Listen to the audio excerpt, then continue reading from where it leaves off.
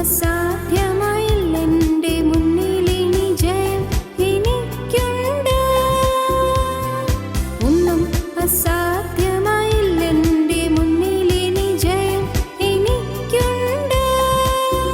ഞാനൊട്ടും പിന്മാറുകില്ല, വിശ്വാസ ചുവടുകൾ മുന്നോട്ട് മുന്നോട്ട്.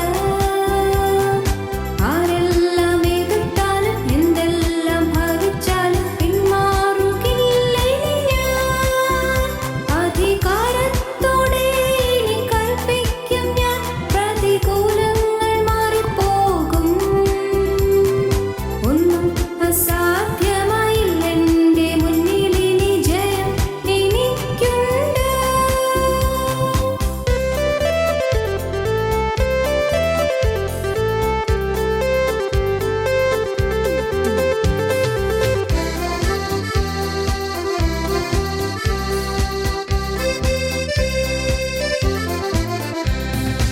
അനർത്ഥമുണ്ടെന്നു ഞാൻ ഭയപ്പെടില്ല, തോൽവി വരുമെന്നും ഞാൻ ഭയപ്പെടില്ല.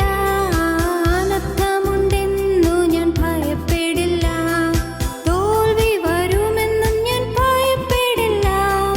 ശത്രു ജയിക്കുമെന്നു ഭാവി നശിക്കുമെന്നു ഇനിമേൽ ഞാൻ ഭയപ്പെടില്ല. ശത്രു ജയിക്കുമെന്നു ഭാവി നശിക്കുമെന്നു ഇനിമേൽ ഞാൻ ഭയപ്പെടില്ല.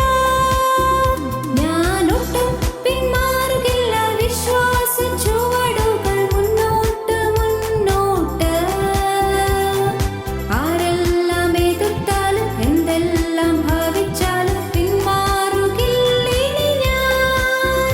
അധികാരത്തോടെ ഇനി കൽപ്പിക്കും ഞാൻ, പ്രതികൂലങ്ങൾ മാറിപ്പോകും. ഒന്നും അസാധ്യമായില്ലെൻ്റെ മുന്നിലിനി ജയം എനിക്കുണ്ട്.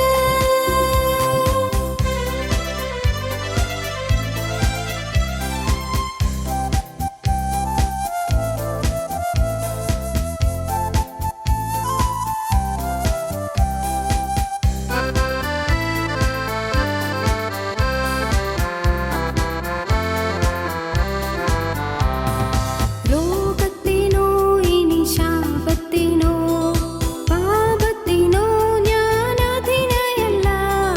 രോഗത്തിനോ ഇനി ശാപത്തിനോ പാപത്തിനോ ഞാൻ അധീനയല്ല. സാത്താന്യ ശക്തി എന്മേൽ, ശാപബന്ധനത്തിന്മേൽ ജയം എനിക്കുണ്ട്. ഞങ്ങളും ക്രൂശിക്കപ്പെട്ട ക്രിസ്തുവിനെ പ്രസംഗിക്കുന്നു. 7-ാം സങ്കീർത്തനം 1-ാമത്തെ വാക്യം. എൻ്റെ ദൈവമായ യഹോവേ, നിന്നെ ഞാൻ ശരണം പ്രാപിക്കുന്നു. എന്നെ വേട്ടയാടുന്ന എല്ലാവരുടെയും കയ്യിൽ നിന്ന് എന്നെ രക്ഷിച്ച് വിടുവിക്കണമേ. ദാവീദിൻ്റെ പ്രാർത്ഥന, ഹൃദയം തകർന്ന പ്രാർത്ഥന. ദാവീദിൻ്റെ പ്രാർത്ഥന ജീവനുള്ള ദൈവസന്നിധിയിലേക്ക് ഉയരുന്ന പ്രാർത്ഥന, എല്ലാ വഴികളും അടഞ്ഞുള്ള പ്രാർത്ഥന, ഭയാക്രാന്തനായി ദൈവത്തിൻ്റെ കരുണ തേടി യാചിക്കുന്ന പ്രാർത്ഥന. പ്രിയപ്പെട്ടവരെ, സ്വർഗത്തിലെ ദൈവം തുടരെ തുടരെ സംസാരിക്കുന്ന ചില വാക്കുകൾ. 1, കരയേണ്ട. 2, ഭയപ്പെടേണ്ട. 3, നിങ്ങൾക്ക് സമാധാനം. ഭയപ്പെടേണ്ട എന്ന വാക്ക് ഈ തിരുവചനത്തിൽ, വേദപുസ്തകത്തിൽ, ഈ ബൈബിളിൽ 366 പ്രാവശ്യമുണ്ട്. 366 പ്രാവശ്യം. ഒരാണ്ടിന് 365 ദിവസമാണ്. പക്ഷേ 4 ആണ്ട് കൂടുമ്പോൾ അത് 366 ദിവസമാകും. നിങ്ങൾക്കറിയാമല്ലോ അത്. 4 ആണ്ട് കൂടുമ്പോൾ ഫെബ്രുവരി മാസത്തിൽ 28 ദിവസമല്ല, 29 ദിവസമുണ്ട്.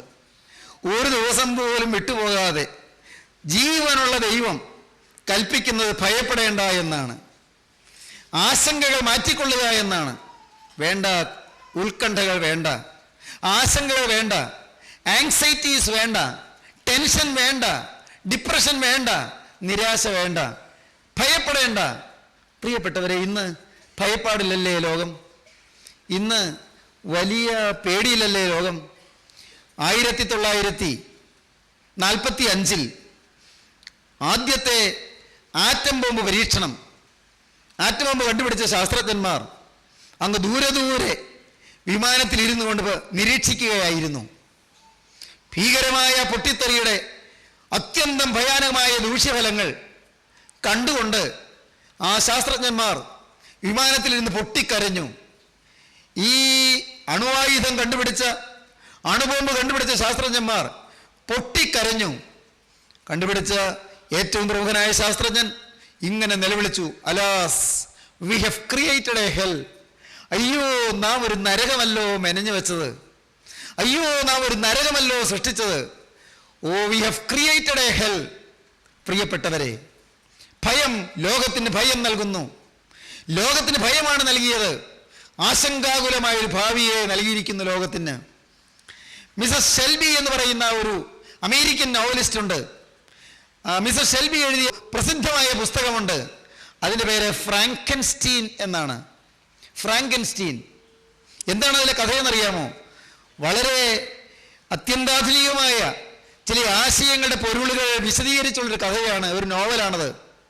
അതിൽ ഒരു ശാസ്ത്രജ്ഞൻ, അദ്ദേഹം ഒരു പ്രത്യേക നിരീക്ഷണ ഗവേഷണ പരീക്ഷണങ്ങൾക്ക് ശേഷം ഒരു യന്ത്രമനുഷ്യനെ സൃഷ്ടിക്കുന്നതാണ് കഥ. യന്ത്രമനുഷ്യൻ, അസാമാന്യമായ കരുത്തുള്ള ഒരു യന്ത്രമനുഷ്യൻ, അസാമാന്യമായ ഭുജബലവും വീറും ശക്തിയും പരാക്രമവുമുള്ള ഒരു ഭീകര മനുഷ്യൻ, ഒരു രാക്ഷസീ ആകാരമുള്ള ഒരു മനുഷ്യൻ, ഒരു ഭീകര രാക്ഷസൻ തന്നെ. ഈ ശാസ്ത്രജ്ഞൻ ഏറെ നാളത്തെ ഗവേഷണം നടത്തി, നെടുനാളത്തെ പരീക്ഷണങ്ങൾ നടത്തി, വളരെ കാലത്തെ യത്നങ്ങൾക്ക് ശേഷം ഈ യന്ത്രമനുഷ്യനെ സൃഷ്ടിച്ചു. യന്ത്രമനുഷ്യൻ്റെ പേരാണ് ഫ്രാങ്കൻസ്റ്റീൻ മോൺസ്റ്റർ. ഫ്രാങ്കൻസ്റ്റീൻ എന്ന് പറയുന്ന രാക്ഷസൻ. പ്രിയപ്പെട്ടവരെ, ഈ ഫ്രാങ്കൻസ്റ്റീനെ നിർമ്മിച്ച് കഴിഞ്ഞ ഉടനെ പെട്ടെന്നൊരു സംഭവം ഉണ്ടായി. എന്താണെന്നോ, ഈ ഭീകരനായ രാക്ഷസൻ അവൻ്റെ ഇരുമ്പുലക്ക പോലത്തെ കൈകൾ ഈ ശാസ്ത്രജ്ഞൻ്റെ നേരെ നീട്ടി. ശാസ്ത്രജ്ഞൻ ഓടി. ഭീകരനാണവൻ, അവൻ കരുത്തനാണ്. പേടിച്ചോടി ശാസ്ത്രജ്ഞൻ. ലബോറട്ടറി വിട്ട് പുറത്തേക്കിറങ്ങി ഓടി. അവനും പിറകെ ചെല്ലുന്നു. അവന് വലിയ ഓട്ടം വേണ്ട. നീണ്ട് നെടിയ കാലുകൾ, നീണ്ട് വളരെ ശക്തമായ കൈകൾ. അവൻ കൈകൾ ഇങ്ങനെ നീട്ടിക്കൊണ്ട് ശാസ്ത്രജ്ഞന്റെ പിറകെ ഓടുകയാണ്. ശാസ്ത്രജ്ഞനോ ഭയാക്രാന്തനായി ഓടുകയാണ്. ഒടുവിൽ നടുവോട് വെച്ച് ഈ രാക്ഷസൻ ശാസ്ത്രജ്ഞനെ പിടികൂടി. രാക്ഷസന്റെ ആ ഇരുമ്പുലക്ക പോലത്തെ കൈകളിൽ ശാസ്ത്രജ്ഞൻ ഞെരിഞ്ഞമർന്നു. പ്രിയപ്പെട്ടവരെ, മനുഷ്യൻ നിർമ്മിച്ചത് ഭയത്തിന് ഹേതുവായി, അവൻ്റെ നാശത്തിന് ഹേതുവായി. നിങ്ങൾ കേട്ടിട്ടുണ്ടോ?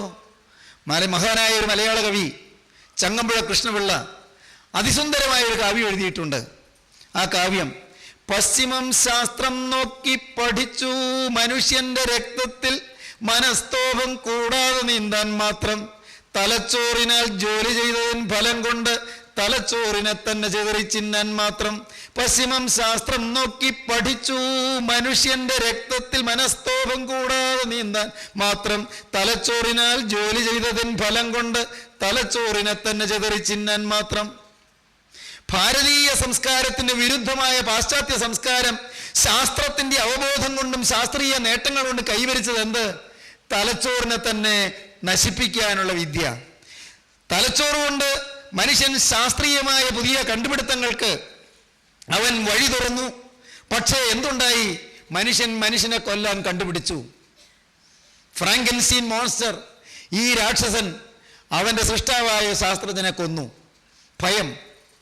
ഇന്നത്തെ സമൂഹം ഇതാ ഫ്രാങ്കൻസ്റ്റീൻ മോൺസ്റ്റർ ഭയം നോടിയ ശാസ്ത്രജ്ഞനെ പോലെ ഓടുകയാണ്. ഭീകരാക്രമണങ്ങൾ ഭയപ്പെടുത്തുന്നു. ഭയങ്കരങ്ങളായ പുലികളുടെ ആക്രമണങ്ങൾ ഭയപ്പെടുത്തുന്നു. കൊള്ളക്കാരുടെ ആക്രമണങ്ങൾ ഭയപ്പെടുത്തുന്നു.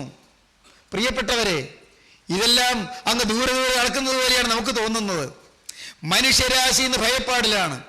ഏത് സമയത്തും ചാവേർപ്പടയുടെ ആക്രമണം ഏത് സമയത്തും വരികയും നഗരങ്ങൾ ഇതാ വെണ്ണീറാവുകയും ചെയ്യാവുന്ന സാഹചര്യം ഒരുങ്ങി അണിയറയിൽ നീക്കങ്ങൾ നടക്കുന്നു.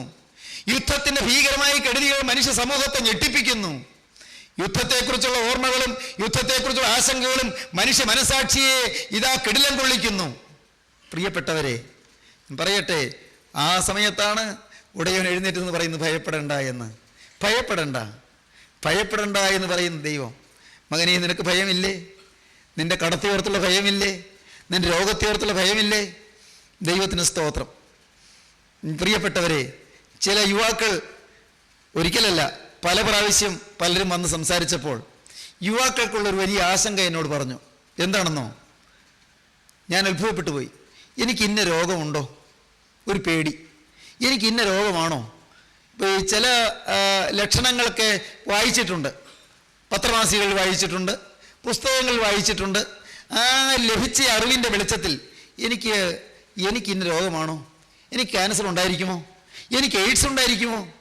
എനിക്ക് എന്തെങ്കിലും മാരകമായ രോഗമായിരിക്കുമോ? എൻ്റെ ഈ രോഗം വല്ല കരളിൻ്റെ കുഴപ്പമാണോ? എനിക്ക് ദഹനം ശരിയാകുന്നില്ലെന്ന് തോന്നുന്നല്ലോ. എന്തെങ്കിലും മാരകമായ രോഗം എൻ്റെ ആമാശയത്തിലോ എൻ്റെ കുടലുകളിലോ ഉണ്ടോ?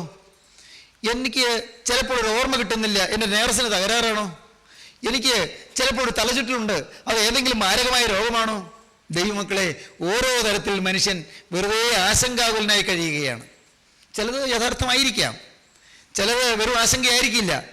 എന്തായാലും മനുഷ്യൻ ഇന്ന് ഭയപ്പാടിലാണ്. ഭയപ്പെടേണ്ട എന്ന് പറയുന്ന ക്രിസ്തു മർക്കോസിന്റെ സുവിശേഷം 5-ാം അധ്യായത്തിന്റെ 36-ാം വാക്യം പറയും. യേശു പള്ളിപ്രമാണിയോട് പറഞ്ഞു, ഭയപ്പെടേണ്ട, വിശ്വസിക്കുക മാത്രം ചെയ്യുക. പള്ളിപ്രമാണിയായ യായിറോസിനോട് കർത്താവ് പറയുകയാണ്, ഭയപ്പെടേണ്ട, വിശ്വസിക്കുക മാത്രം ചെയ്യുക. പാവം യായിറോസ് നടു റോഡിൽ വന്നാണ് മുട്ടുമടക്കിയത്. ആരുടെ മുമ്പിൽ? യേശുവിൻ്റെ മുമ്പിൽ. അതുവരെയും പള്ളിപ്രമാണിമാർ അടുക്കുകയില്ല യേശുവിൻ്റെ അടുക്കൽ. പള്ളിപ്രമാണിമാരെ യേശുവിനെ എതിർക്കുകയാണ്. പള്ളിപ്രമാണിമാര് യേശുവിൻ്റെ അടുക്കൽ വരുന്നവരെ പരിഹസിക്കുകയും പുച്ഛിക്കുകയും ഒറ്റപ്പെടുത്തുകയും തള്ളിക്കളയുകയും ചെയ്യുകയാണ്. പള്ളിപ്രമാണിമാര് യേശുവിൻ്റെ പിറകെ പോകുന്നവരെ പള്ളിയിൽ നിന്ന് ബഹിഷ്കൃതരാക്കാൻ, നിഷ്കാസനം ചെയ്യാൻ, പ്രിയപ്പെട്ടവരെ, അതിനുള്ളതായ പരിപാടികൾ ആസൂത്രണം ചെയ്യുകയാണ്. പക്ഷേ ഈ പള്ളിപ്രമാണിക്ക് യായിറോസിനൊരു പ്രശ്നം വന്നു. എന്താ പ്രശ്നം? ഒരു കുട്ടി, മോള്, യായിറോസിൻ്റെ മകള്, കൊച്ച് അത്യാസന്നമായി കിടക്കുന്നു, രോഗം മൂർച്ഛിച്ച് കിടക്കുകയാണ്. വൈദ്യന്മാരില്ലാഞ്ഞിട്ടല്ല, ഡോക്ടർമാർ നോക്കാഞ്ഞിട്ടല്ല, ചികിത്സ ചെയ്യാഞ്ഞിട്ടല്ല, എല്ലാം ചെയ്തു. പക്ഷേ രോഗം കൂടി വരുന്നു. ഇനിയും ആശയ്ക്ക് വകയില്ല. അറ്റ കൈ. ഏതായാലും ഇത്രയും നാൾ യേശുവിനെ എതിർത്തതാണെങ്കിലും, ഇത്രയും നാൾ മറ്റ് പരീശന്മാരും ശാസ്ത്രികളും ഒക്കെ കളിയാക്കിയ കൂട്ടത്തിൽ യേശുവിനെ കളിയാക്കിയതാണെങ്കിലും, ഇത്രയും നാൾ യേശുവിനെ കുറ്റപ്പെടുത്തുകയും ഒറ്റപ്പെടുത്തുകയും ചെയ്തതാണെങ്കിലും, ഇപ്പോൾ അത്യാവശ്യം വന്നില്ലേ, യേശുവിൻ്റെ അടുക്കലേക്ക് തന്നെ ചെല്ലാം.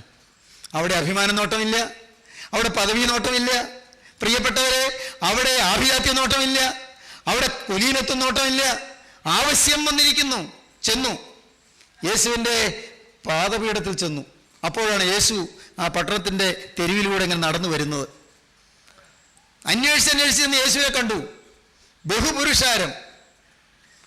ഈ യായിറോസ് യേശുവിൻ്റെ കാൽക്കൽ വീണു. പട്ടാപ്പകല് നടു റോഡ് യേശുവിൻ്റെ കാൽക്കൽ വീണു. ആളുകൾ നല്ല ആശ്ചര്യത്തോടെ നോക്കുകയാണ്. അതുകൊണ്ട് ഈ പള്ളിപ്രമാണിമാർ യേശുവിൻ്റെ അടുക്കൽ വരുമോ? പാവപ്പെട്ട ചുങ്കക്കാരും പാവപ്പെട്ട വേശ്യാസ്ത്രീകളും പാവപ്പെട്ട മുക്കുവന്മാരും സാധു തൊഴിലാളികളൊക്കെ അല്ലേ യേശുവിൻ്റെ വഴി നടക്കുന്നത്. പള്ളിപ്രമാണിമാർ ഇതുവരെ യേശുവിനെ എതിർത്തുകൊണ്ടിരുന്നവരിപ്പോൾ വരുമോ? അവരതിശയിച്ച് നോക്കി നിൽക്കുകയാണ്. നല്ലത്, പള്ളിപ്രമാണിയാണെങ്കിലും ഇങ്ങനെ ആവശ്യം വന്നാണെങ്കിലും വന്നല്ലോ, വരേണ്ടവരുടെ അടുക്കൽ വന്നല്ലോ, നന്നായി. ദൈവത്തിന് സ്തോത്രം. എത്തേണ്ടടുത്ത് എത്തിയല്ലോ, നന്നായി. പറയേണ്ടവനോട് കാര്യം പറയാൻ ഇടയായല്ലോ, നന്നായി. പറയേണ്ട കാര്യം പറയേണ്ട സമയത്ത് പറയേണ്ടവനോട് പറയാൻ സാധിച്ചല്ലോ, നന്നായി. ദൈവത്തിൻ്റെ വലിയ നാമം മഹത്വപ്പെടട്ടെ.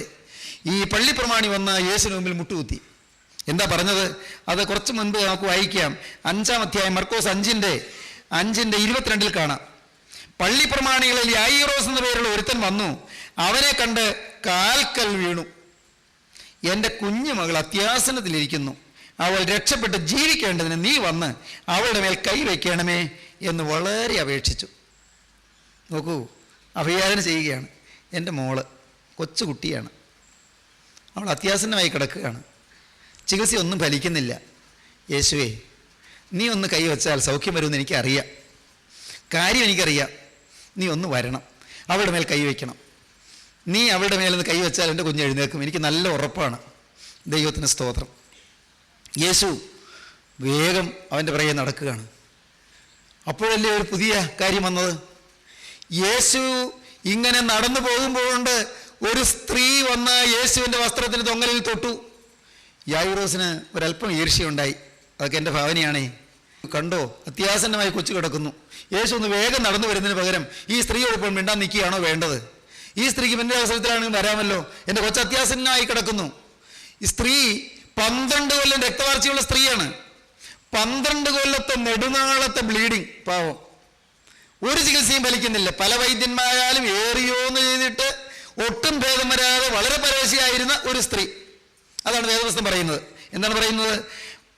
12 സംവത്സരമായിട്ട് രക്തസ്രവമുള്ളവളായി പല വൈദ്യന്മാരാലും ഏറിയോന്ന് സഹിച്ച് തനിക്കുള്ളതൊക്കെയും ചെലവഴിച്ചിട്ടും ഒട്ടും ഭേദം വരാതെ ഏറ്റവും പരവശിയായി തീർന്നിരുന്ന ഒരു സ്ത്രീ. അവൾ വന്നപ്പോൾ യേശുവിന്റെ അടുക്കിലേക്ക് ചെല്ലാൻ സാധിക്കുന്നില്ല. സംഭവം നിങ്ങൾക്കറിയാമല്ലോ. അവൾ പിറയിൽ കൂടി വന്നു. യേശുവിന്റെ വസ്ത്രത്തിന്റെ തൊങ്ങലം തൊട്ടാൽ മതി എനിക്ക് സൗഖ്യം വരുമെന്ന് അവൾ വിശ്വസിച്ചു. എങ്ങനെ നിന്ന് ആ തിരുവസ്ത്രത്തിന്റെ ആ പൊന്നു തൊങ്ങലിൽ ആ സ്ത്രീ ഒന്ന് തൊട്ടു. പെട്ടെന്ന് അവൾക്ക് മനസ്സിലായി, ഏതോ ഒരു ഷോക്ക് ഏൽക്കുന്നത് പോലെ, ഇലക്ട്രിക് ഷോക്ക് ഏൽക്കുന്നത് പോലെ, ശരീരമാകെ ഒന്ന് കുലുങ്ങിയതുപോലെ, ഉള്ളിലേതോ ഒരു കിടുക്കം. അവൾക്ക് മനസ്സിലായി രോഗം മാറിയെന്ന്. 12 കൊല്ലം ബ്ലീഡ് ചെയ്തുകൊണ്ടിരുന്ന പാവം സ്ത്രീ, സമൂഹത്തിൽ ചെല്ലാൻ ലജ്ജിച്ചിരുന്ന പാവം സ്ത്രീ, ഒരിക്കലും പുറത്തിറങ്ങാനുള്ള സാഹചര്യമോ സൗകര്യമല്ലാതെ ലജ്ജാവിവശയായി കഴിഞ്ഞിരുന്ന പാവം സ്ത്രീ, മെലിഞ്ഞെല്ലും തോലുമായി ഉണങ്ങിപ്പോയിരുന്ന ആ പാവം സ്ത്രീ, ശരീരത്തിലെ രക്തം മുഴുവൻ വാർന്നൊഴുകി ഇതാ ശരീരം മുഴുവൻ മെലിഞ്ഞുപോയ സ്ത്രീ, ഈ 12 കൊല്ലത്തെ ചികിത്സ ഫലിക്കാതെ വന്നപ്പോൾ മനസ്സ് നിരാശയില്, മനസ്സും മെലിഞ്ഞുപോയ സ്ത്രീ, മനസ്സ് അവശമായ സ്ത്രീ, നിരാശ പറ്റിയ സ്ത്രീ. അവൾ ഇപ്പോൾ മനസ്സിലാക്കി അവളുടെ രോഗം മാറിയെന്ന്. യേശു അവിടെ നിന്നു. യായിറോസ് വളരെ സങ്കടത്തോടെ യേശുവിനെ മുഖത്തേക്ക് നോക്കി. യേശു അപ്പോൾ യായിറോസിനെ നോക്കുന്നില്ല. യായിറോസ് നോക്കുകയാണ്. നോട്ടത്തിൻ്റെ അർത്ഥം ഇതാ, എൻ്റെ കർത്താവ് ഇവിടെ പറഞ്ഞു നിൽക്കല്ലേ, വർത്തമാനം പറഞ്ഞു നിൽക്കല്ലേ, എൻ്റെ കൊച്ചു അത്യാസനായി കിടക്കുകയാണ്, കർത്താവ് ഒന്ന് വേഗം വരണേ. ഇതൊക്കെ അതിൻ്റെ അർത്ഥം. യേശു അവിടെ നിന്നു. എന്നെ തൊട്ടതാരാ? കർത്താവ് ചോദിക്കുക. ഉടനെ ശിഷ്യന്മാരും പറഞ്ഞു, പുരുഷാരും പറഞ്ഞു, കർത്താവ് അങ്ങനെ ചോദിക്കാനുണ്ടോ? എല്ലാവരും തൊടുകയിൽ എന്ത് തിക്കിത്തിരക്ക് പോകുന്ന ഇത്രയും ജനം ഇങ്ങനെ തിക്കിത്തിരക്കൊണ്ട് പോകുമ്പോൾ ഒരാളെ മറ്റാണോ തൊടുന്നത്? എല്ലാവരും ഇങ്ങനെ തൊടുകയല്ലേ? അത് പ്രത്യേകിച്ച് പറയാൻ പറ്റുമോ? അല്ലല്ല, എന്നെ ഒരാൾ തൊട്ടു, എന്നിൽ ശക്തി പുറപ്പെട്ടു. പ്രിയപ്പെട്ടവരെ തൊടുന്നവരേറെയുണ്ടെങ്കിലും ശക്തി പ്രാപിക്കുന്ന ഒരു ചുരുക്കമേ ഉള്ളൂ. വിശ്വസിച്ച് തൊടുന്നവർ വിരളമാണ്. വിശ്വസിച്ച് തൊടുന്നവര് ചുരുക്കം പേരാണ്. ഇത് കേൾക്കുമ്പോൾ മാന്യ സഹോദരങ്ങളെ, നിങ്ങൾ വിശ്വാസത്തോടെ ക്രിസ്തുവിനെ തൊടുമോ? നിങ്ങളുടെ അരികത്ത് ക്രിസ്തു വന്നിട്ടുണ്ട്. നിങ്ങൾ ഇരിക്കുന്നിടത്ത് ക്രിസ്തു ഉണ്ട്. ക്രിസ്തു നിങ്ങൾ ഇരിക്കുന്നതും നിങ്ങൾ കേൾക്കുന്നതുമെല്ലാം കണ്ടുകൊണ്ട് നിങ്ങളുടെ അരികത്ത് നിൽക്കുന്നുണ്ട്. നിങ്ങളുടെ വിശ്വാസത്തോടെ നിങ്ങൾ ഹൃദയം തകർന്ന് യേശുവിനെ നിങ്ങൾ കരനീട്ടിയും തൊടുമോ? നിങ്ങളുടെ പ്രശ്നത്തിന് പരിഹാരം കിട്ടും പ്രിയരെ. പ്രശ്നത്തിന് നിങ്ങൾക്ക് ഒരു പോംവഴി കിട്ടും. അവൾ പറഞ്ഞു, പേടിച്ചാ പറഞ്ഞത്, ഞാൻ തൊട്ടു. പുരുഷാര നിമിത്തം അടുക്കാൻ വയ്യാതെ വന്നതുകൊണ്ടാണ് ഞാൻ തൊട്ടത്. നിർവാഹമില്ലാഞ്ഞതുകൊണ്ടാണ് കേട്ടോ ഞാൻ തൊട്ടു. പക്ഷെ എനിക്ക് സൗഖ്യം കിട്ടി. കർത്താവ് അവളെ പ്രശംസിച്ചു. അവൾ നേരെ നിന്ന് ഏതാണ്ട് ഒരു ബ്ലീഡിംഗ് ഉള്ള സ്ത്രീ, രക്തവാർച്ചയുള്ള സ്ത്രീ, പരിശുദ്ധ റബിയായി യേശുവിനെ തൊട്ടത് തെറ്റിപ്പോയോ? ഈ ഒരു പുരുഷനെ ഞാൻ തൊട്ടുപോയല്ലോ, അതും പരിശുദ്ധനായ ഒരു പുരുഷനെ തൊട്ടുപോയി, തെറ്റല്ലേ? അവളിങ്ങനെ അമ്പരപ്പോടെ നിൽക്കുകയാണ്, ഭയപ്പെട്ട് നിൽക്കുകയാണ്. യേശു വളരെ ആർദ്രതയോടെ നോക്കി, വാത്സല്യത്തോടെ നോക്കി. ഞാൻ കാണുന്ന കാഴ്ച നിങ്ങളോട് പറയട്ടെ. ആ സ്ത്രീ ഇങ്ങനെ അമ്പരപ്പോടെ പേടിച്ച് നിൽക്കുമ്പോൾ യേശു നിറകണ്ണുകളോടെ അവളെ നോക്കി. യേശുവിന് വാത്സല്യം. വിശ്വസിക്കുന്നവരെ കാണുമ്പോൾ യേശുവിന് വാത്സല്യമുണ്ട്. തന്നിൽ നിന്ന് ശക്തി പ്രാപിക്കുന്നവരെ കാണുമ്പോൾ യേശുവിൻ്റെ ഉള്ളം കുളിർക്കുന്നുണ്ട്.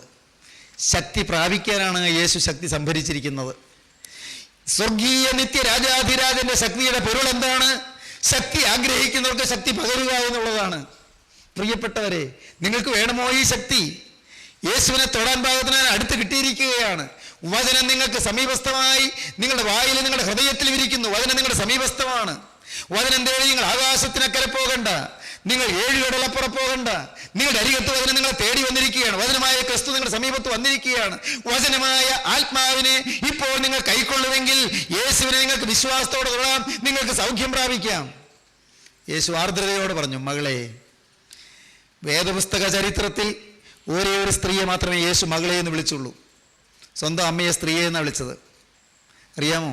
മഗ്ദലന മറിയാമിനെ സ്ത്രീയെ എന്നാണ് വിളിച്ചത്. ഈ സ്ത്രീയെ യേശു വിളിക്കുന്നത് മകളെ എന്നാണ്. മകളെ, നിന്റെ വിശ്വാസം നിന്നെ രക്ഷിച്ചിരിക്കുന്നു. സമാധാനത്തോടെ പോയി ബാധ ഒഴിഞ്ഞ് സ്വസ്ഥയായിരിക്കുക. ദൈവത്തിൻ്റെ വലിയ നാമം മഹത്വപ്പെടട്ടെ. എന്തോ ഒരു സമാധാനം. അവളും യാത്രയിൽ പിന്തുടർന്നു. നീങ്ങുകയാണ്. യായിറോസ് വളരെ വേഗം മുന്നോട്ട് പോവുകയാണ്. ഇടയ്ക്ക് തിരിഞ്ഞു നോക്കുക യായിറോസ് കർത്താവ് എത്തി വരുന്നുണ്ടോ എന്ന്. കാരണം യായിറോസിന് തിടുക്കം, കർത്താവ് എത്തി വരുന്നുണ്ടോ.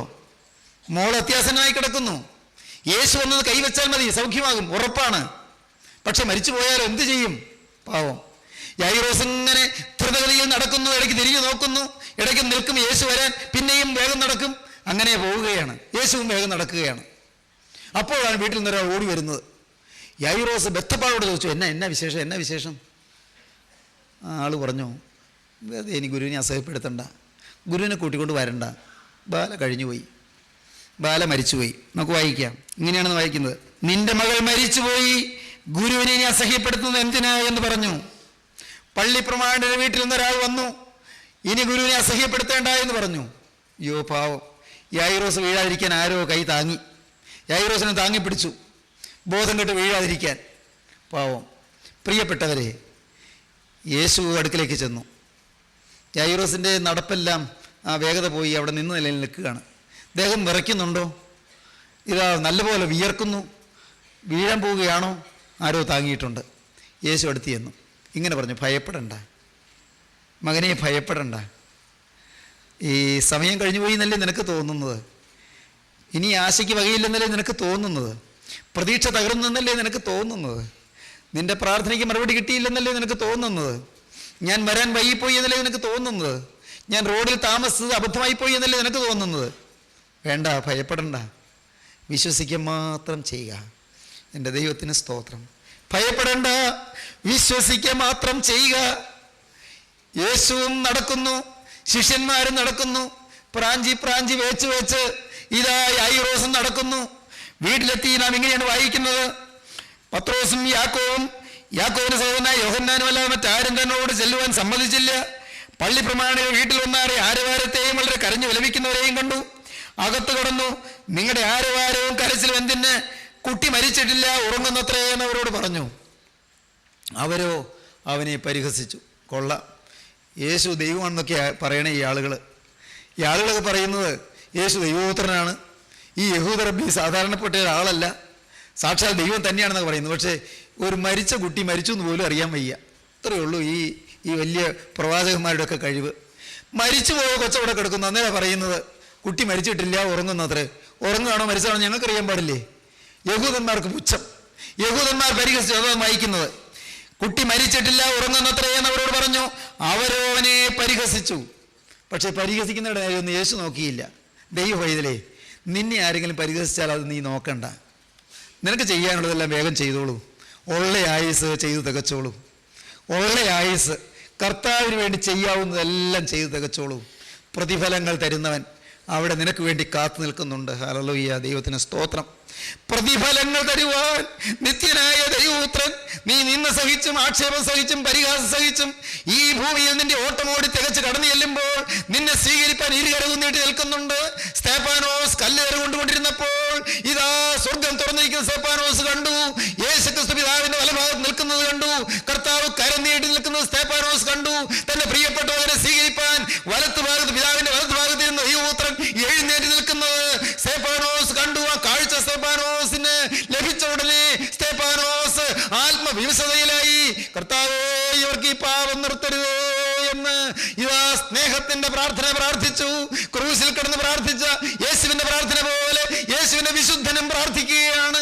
ഇതാ ചരിത്രത്തിലെ ഒന്നാമത്തെ രക്തസാക്ഷി പ്രാർത്ഥിക്കുകയാണ്, കർത്താവേ, ഇവർക്ക് ഈ പാപം നിർത്തരുതേ. എറിയുന്നവർക്ക് വേണ്ടി പ്രാർത്ഥിച്ചു. ദൈവത്തിന് സ്തോത്രം. ഫലമോ, ഒരു തർസോസിലെ ശൗല് ഒരു പൗലോസായി മാറി. ഒരു പാവപ്പെട്ട ദൈവവൈതലിന്റെ മരണനേരത്തെ പ്രാർത്ഥന ഒരു യൂറോപ്പിനെയും ഏഷ്യയെയും സുവിശേഷീകരിക്കുന്ന ഏറ്റവും ശ്രേഷ്ഠനായ അപ്പോസ്തലന്റെ പ്രജനനത്തിന് കാരണമായി തീർന്നു. ദൈവത്തിന് സ്തോത്രം. ദൈവത്തിന്റെ വലിയ നാമം മഹത്വപ്പെടട്ടെ. സഹോദരങ്ങളെ, ഞാൻ വിവരിക്കുന്നില്ല എന്തുണ്ടായി, എന്താണ് സംഭവിച്ചത്. യേശു അവരെല്ലാവരെയും പുറത്താക്കി. കുട്ടിയുടെ അപ്പനെയും അമ്മയെയും തന്നോടുകൂടെയുള്ളവരെയും കൂട്ടിക്കൊണ്ട് കുട്ടി കിടക്കുന്നിടത്ത് നിന്ന് കുട്ടിയുടെ കൈക്ക് പിടിച്ചു. ശവശരീരം തണുത്തു കഴിഞ്ഞു. ചൂടൊക്കെ ആറിപ്പോയി. മരിച്ചില്ലേ? ഇതാ രക്തോട്ടമൊക്കെ നിലച്ചില്ലേ? ദൈവത്തിന് സ്തോത്രം. കുട്ടിയുടെ കയ്യിൽ പിടിച്ചു. ആരെയാ പിടിച്ചത്? സൃഷ്ടാവ്. ആരെയാ പിടിച്ചത്? സൃഷ്ടിയെ. സൃഷ്ടാവ് സൃഷ്ടിയുടെ കരത്തിൽ കയറി പിടിച്ചു. ദൈവത്തിന് സ്തോത്രം. കുട്ടിയുടെ കയ്യിൽ പിടിച്ചു. എന്നിട്ടോ ബാലയെ എഴുന്നേൽക്ക എന്ന് നിന്നോട് കൽപ്പിക്കുന്നു എന്ന അർത്ഥത്തോടെ തലീഥ കൂമി എന്നവളോട് പറഞ്ഞു. ബാല ഉടനെ എഴുന്നേറ്റു. അവൾക്ക് 12 വയസ്സായിരുന്നു. അവൾ അത്യന്തം വിസ്മയിച്ചു. ദൈവത്തിന് സ്തോത്രം. അവൾക്ക് ഭക്ഷിപ്പാൻ കൊടുക്കുക എന്ന് യേശു പറഞ്ഞു. കാരണം ഈ രോഗം വന്നതിന് ശേഷം ആഹാരം കഴിച്ചിട്ടില്ല, മരിച്ചതിന് ശേഷം പിന്നെ കഴിച്ചിട്ടില്ലല്ലോ. നോക്കൂ, ഇതാ കർത്താവ് പറഞ്ഞു വേഗം ഭക്ഷിക്കാൻ വല്ലതും കൊടുക്കുക, കൊച്ചിന് നല്ല വിശപ്പ് കാണും. ദൈവത്തിന് സ്തോത്രം. ഭയപ്പെടേണ്ട എന്ന് പറഞ്ഞ ക്രിസ്തു. എൻ്റെ മാന്യ സഹോദരങ്ങളോട് എനിക്കൊരു വാക്ക് പറയാനുണ്ട്. നമ്മുടെ ഭയം മാറ്റാനൊരു ദൈവമുണ്ട്, ഭയപ്പാട് മാറ്റുന്ന ഒരു ദൈവമുണ്ട്. ഭയചകിതരായി ആശങ്കാകുലരായി ഭാവിയോർത്ത് നെടുവിൽപ്പെട്ടുകൊണ്ടിരിക്കുന്നവർക്ക് സമാധാനം തരുന്നൊരു ദൈവമുണ്ട്, ഭയത്തെ മാറ്റുന്ന ദൈവം. ഒരു ഭക്തൻ പാടി, ഭയമില്ല അവർക്കിനി എന്തിന് ഭയം, യൂദായുടെ സിംഹമല്ലോ മുമ്പേ പോകുന്നു, ആർക്കും വഴി മാറിടാത്തോൻ മുമ്പേ പോകുന്നു. ഭക്തനും അത്യന്തം ശ്രേഷ്ഠനുമായ ഒരു സുവിശേഷകൻ പണ്ട് ഞങ്ങളുടെ പള്ളിയിൽ വന്ന് പ്രസംഗിച്ചപ്പോൾ പാടിയ പാട്ടാണ്. അന്ന് എൻ്റെ ഉള്ളിൽ തറഞ്ഞു. ഭയമില്ല അവർക്കിനി എന്തിന് ഭയം, യൂദായുടെ സിംഹമല്ലോ മുമ്പിൽ പോകുന്നു, ആർക്കും വഴി മാറിടാത്തോൻ മുമ്പേ പോകുന്നു. സഹോദരങ്ങളെ, ആർക്കും വഴി മാറിക്കൊടുക്കാത്ത യൂദായുടെ സിംഹം നിന്നോടുകൂടെ ഉണ്ടെങ്കിൽ ഭയപ്പെടേണ്ട, ഭയചകിതനാകേണ്ട, നിരാശപ്പെടേണ്ട, ആകുലപ്പെടേണ്ട, ആശങ്കാകുലരാകേണ്ട, ഉത്കണ്ഠ വേണ്ട. ദൈവത്തിലെ ആങ്സൈറ്റീസ് ആൻഡ് ഫിയേഴ്സ് സകലവും നീ താഴെ വെച്ചുകൊള്ളൂ. ഭയപ്പെടേണ്ട. 1 കരയേണ്ട എന്ന് പറഞ്ഞു, 2 ഭയപ്പെടേണ്ട എന്ന് പറഞ്ഞു. പ്രിയപ്പെട്ടവരെ, കരയേണ്ട എന്ന് പറഞ്ഞവൻ കരച്ചിൽ മാറ്റുന്നവനാണ്, ഭയപ്പെടേണ്ട എന്ന് പറഞ്ഞവൻ ഭയം മാറ്റുന്നവനാണ്. ദാവീദിനറിയാം, ദാവീദ് മനസ്സിലാക്കി, എൻ്റെ ദൈവമായ യഹോവയെ ഞാൻ ശരണം പ്രാപിക്കുന്നു, എന്നെ വേട്ടയാടുന്ന എല്ലാവരുടെയും കയ്യിൽ നിന്ന് എന്നെ രക്ഷിച്ച് വിടുവിക്കണമേ. പ്രിയപ്പെട്ടവരെ, ഇന്ന് നിങ്ങൾ ഈ വാക്കുകളെ കേൾക്കുമ്പോൾ നിങ്ങളുടെ ഉള്ളം യേശുവിൻ്റെ കയ്യിലേക്ക് കൊടുക്കുമോ? നിങ്ങളുടെ ഭാവി യേശുവിനെ നിങ്ങൾ ഏൽപ്പിക്കുമോ? നിങ്ങളുടെ ശരീരം യേശുവിൻ്റെ കരങ്ങളിലേക്ക് കൊടുക്കുമോ? പാപം വരട്ടിക്കളഞ്ഞ ശരീരം, മദ്യം തകർത്ത് കളഞ്ഞ ശരീരം, മകനെ വഴക്കും പിണക്കവും വൈരാഗ്യമുള്ള ശരീരം, മകളെ അശുദ്ധിക്കും തിന്മയ്ക്കും വിട്ടുകൊടുത്ത ശരീരം, പൈശാചികന് പന്താടാൻ വിട്ടുകൊടുത്തതായതിൻ്റെ ജീവിതം യേശുവിൻ്റെ കൈകളിലേക്ക് കൊടുക്കുമോ? ഒരു പുതിയ ജീവിതം നീ നയിക്കുമോ? എങ്കിൽ യേശു നിന്നെ അനുഗ്രഹിക്കും, ഭയപ്പാടുകൾ മാറ്റും, നിന്നെ വേട്ടയാടുന്ന സകലരുടെയും കയ്യിൽ നിന്ന് രക്ഷിക്കും. അവൻ പ്രാർത്ഥന കേൾക്കുന്നവനാണ്, അവൻ നിന്നെ കാണുന്നവനാണ്, അവൻ നിന്നെ സ്നേഹിക്കുന്നവനാണ്, അവൻ നിന്നെ കൃപ പകരുന്നവനാണ്. അവനോട് നീ ഒരു വാക്ക് പറയൂ, യേശുവേ ഇന്നു മുതൽ ഞാൻ നിന്റെ വക, എൻ്റെ യേശുവേ ഇന്നു മുതൽ ഞാൻ നിന്റെ വക. യേശുവോട് വാക്ക് പറയുകയും നമുക്ക് പ്രാർത്ഥിക്കാം. ഞങ്ങളുടെ കരുണയുള്ള കർത്താവേ, ഈ മനോഹരമായ സമയത്തിനായി സ്തോത്രം, ജീവന്റെ ദൂതുകൾക്കായി സ്തോത്രം, സ്വർഗീയ സന്ദേശത്തിനായി സ്തോത്രം, ഭയം മാറ്റുന്ന കൃപയ്ക്കായി സ്തോത്രം, കരച്ചിൽ അകറ്റുന്ന കൃപയ്ക്കായി സ്തോത്രം, സമാധാനം പകരുന്ന കൃപയ്ക്കായി സ്തോത്രം. എല്ലാവരെയും വാഴ്ത്തണമേ, ഈ വചനം കേട്ട് എല്ലാവരെയും അനുഗ്രഹിക്കണമേ, എല്ലാവരുടെയും ശിരസിലോടുത്ത കരം വെക്കണമേ കർത്താവേ. തിരുരക്തത്തിന്റെ ശക്തി അനുഭവിച്ച്, ഗോകുൽത്തായിൽ ചൊരിഞ്ഞ തിരുരക്തത്തിന്റെ അത്ഭുത കൃപ അനുഭവിച്ച് പുതിയ ജീവൻ പ്രാപിപ്പാൻ, പുതുജന്മം പ്രാപിപ്പാൻ, പുതിയ സൃഷ്ടിയായി തീരുവാൻ എല്ലാവർക്കും ഭാഗ്യം നൽകണമേ, അനുഗ്രഹിക്കണമേ, ശാന്തിയും സമാധാനം കുടുംബങ്ങളിൽ പകരണമേ, തിരുനാമം മഹത്വപ്പെടുത്തണമേ. കർത്താവായ യേശുവിൻ്റെ രാജകീയ നാമത്തിൽ താഴ്മയോടെ പ്രാർത്ഥിക്കുന്ന കൃപയോടെ കേൾക്കണം പിതാവേ, ആമേൻ.